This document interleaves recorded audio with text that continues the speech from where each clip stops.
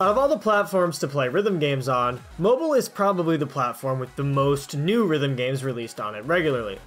With mobile's heavy install base and users much more accustomed to microtransactions and energy systems, it's a lot easier to launch a game on mobile and have it gain traction. In addition, phones and tablets allow for a variety of gameplay styles and systems to make a rhythm game stand out from the rest.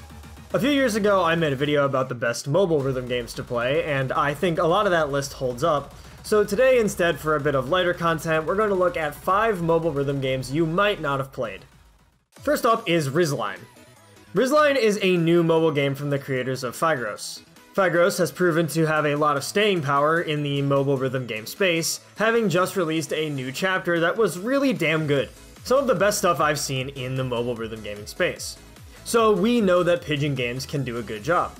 Ridgeline's gameplay is something I would describe as a fusion of Groove Coaster and Voez.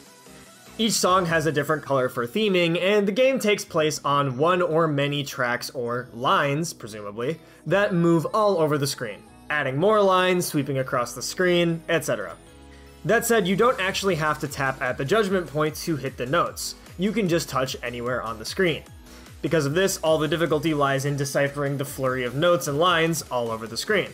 It's pretty addicting, and the patterns are very satisfying to watch, something you'd also see in Groove Coaster or Voez.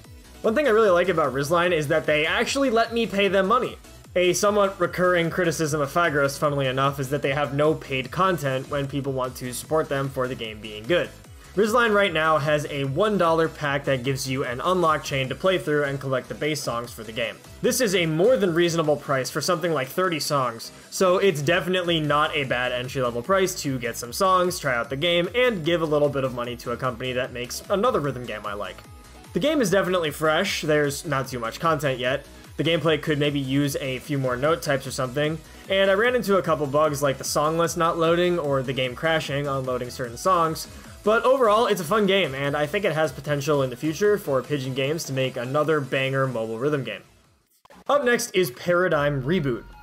Paradigm is a rhythm game with playfields all around the 4 edges of a box, but also has notes that can land in the center of the field as well. It gives the game a sort of 3-dimensional feel, as you're forced to deal with the notes coming from 2 different perspectives, and it can be frantic to try to keep track of them. There are blue notes which don't require touching the note object on time to hit, and there are white objects that do require timing. So they'll use the blue notes in places where they want the player to drag their fingers around the play area, hitting lots of notes at a time. The presentation of the game itself is pretty cool, being a sort of cyber-futuristic theme, which the gameplay captures well too. It does have a story as well if you're interested in that, though to be honest, I definitely don't touch the story in most rhythm games that have them, so your mileage may vary. I will say the free-to-play content can be a little lacking. At the time of recording this, I haven't tried out any of the paid song packs yet, but in terms of what you get for free, you get 1 story chapter and a set of unlockable free songs that require in-game currency. And they aren't cheap. They take a lot of grinding to unlock, which is a little unfortunate when there isn't that much free-to-play content to begin with. I've heard the paid content is pretty good, and all the content that is there in the base game is good, just maybe not the go-to game for if you're against shelling out for some song packs. Overall, despite the lack of content, the game is fun to play and definitely worth giving a shot, especially if you like the theming or the unique gameplay. Up next, I'm going to cheat a little and include 2 games in one entry.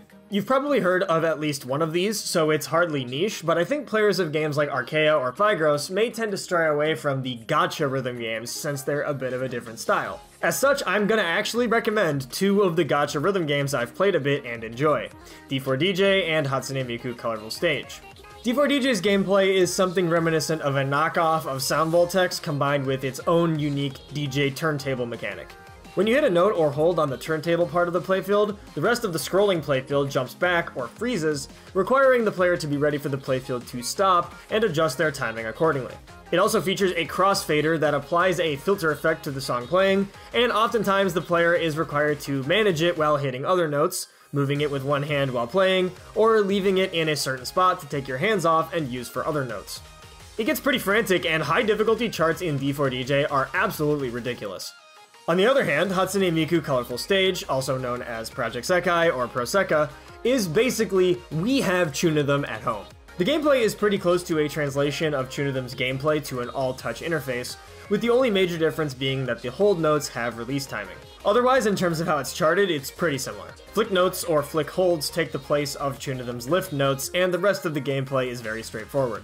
One benefit you get from the gacha rhythm games is budget. These games make a lot more money than pretty much any other mobile rhythm game by nature of being gacha, so they get loads of content. There are updates and events basically every week, and these games even get crossovers with more conventional rhythm games. D4DJ has a crossover with Waka content, and both D4DJ and Prosecca have content from Sega's rhythm games.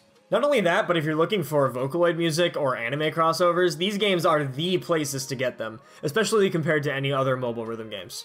There's a ton of content in both games. The usual issues with gacha are somewhat present. Energy systems are a hassle if you care about progressing outside of just playing the game, and of course, scoring is impossible as usual without a well-leveled team.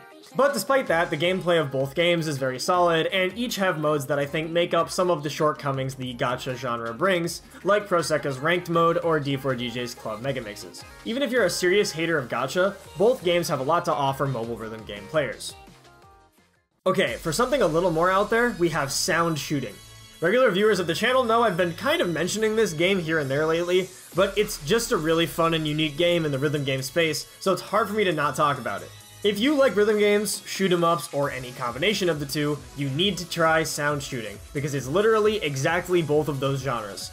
Songs are selected just like in a normal rhythm game with a difficulty and everything, and you're presented a shoot 'em up bullet hell stage with enemies and bullets mapped to the song. However, at certain points in the stage, the gameplay completely changes to a rhythm game, earning you bonus points depending on how you score and clearing the screen completely of enemies. It's just like, really fun. It's extremely random that it switches to a music game, and the game even sort of acknowledges this in the tutorial. Sound shooting has a good amount of content as well, and most of it can be unlocked by just playing the game. There is a VIP pass unlocked that's about $9 that will get you basically everything in the game, all difficulties, all songs, etc. But you can play so much of the game without paying at all. Sadly, the game hasn't been updated in ages and probably won't get a new version as it's very niche. If there's any game on this list that you would have missed and should go back and check out, it's definitely sound shooting. The game is a lot of fun and very over the top, with the main character voiced by Nanahira, a name you should know if you play Japanese rhythm games of any kind. I'd love to know just like, who made this game? It doesn't seem to be made by any big company, but it also does have an arcade version available in Japan. It's a weird game, but I'm not gonna question it. Go play sound shooting, it's fun. And last but not least, we have Rotano. Rotano has gotten some press in the last year or so for having a pretty unique gameplay concept based on the gyro sensor in your device. The device must be tilted to essentially angle the playfield to the correct orientation so that the notes can be hit. Additionally, there are notes that can only be hit by colliding with the receptor area when the orientation is correct, as well as notes that require you to rapidly swing your device to one side or the other. This makes Rotano gameplay extremely frantic, causing you to swing your device all over the place as you quickly try to align yourself with the notes so that you can hit them. I normally play mobile rhythm games on my iPad, but Rotano is probably the one game I would recommend you play on your phone instead if you have a decent smartphone, since the game requires moving the device around. The game itself is very polished, having a nice visual design and story mode, good music and difficulties, achievements, some downloadable content, little challenge minigames, and more. And it runs like a dream on the devices I've tried it on. I don't know if it's my iPad starting to get kind of old, but lately I've been having performance issues in some newer rhythm games that I play on it. That is not the case with Rotano. All the phones and devices I've tried it on have run great. It now has a second story chapter, as well as a DLC side episode, and I would say that the game has had a promising start. It had some small issues at the beginning, like not having too much content and some people having issues with profiles before they set up tap-tap integration, but I would say those have largely been resolved. Rotano is my go-to rhythm game when I'm on a flight or a road trip, as it's easily played anywhere you can hold your phone sideways, unlike games you play on a tablet that might require it to be lying on a flat, stable surface. Though you might get some funny looks throwing your phone all over the place. Just make sure not to elbow anyone. I'd highly recommend you check out Rotano. It's a super polished and unique experience in a landscape of games that are mostly best played at a table with your device on a flat surface. It really embraces the mobile in mobile rhythm game. So those are some mobile rhythm games you maybe haven't played. I'd recommend you try any of them. They're worth giving a shot whether you get 15 minutes of entertainment out of them or many hours. There are so many other mobile rhythm games out there as well that I didn't mention, so make sure to go and dig around on the app stores. You might just find your new favorite rhythm game. Thanks for watching, and thanks so much to my supporters on Patreon. Check out my Twitter, Twitch, and my community Discord. Links are in the description below. If you like this video, don't forget to like and subscribe, and I'll see you guys next time.